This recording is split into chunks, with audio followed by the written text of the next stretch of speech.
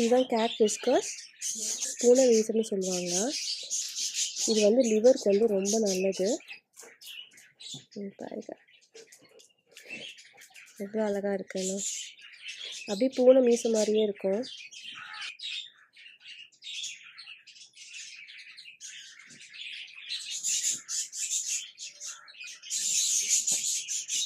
பூனை மீசை எங்க இருக்கு?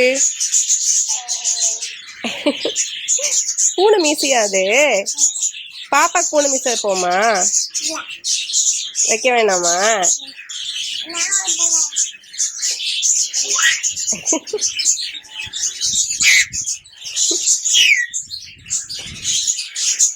கேட் விஸ்கர்ஸ் எங்க இருக்கு? அப்படியா? இனியா குட்டிக்கு போமா? அத இனியா குட்டிக்கு போமா?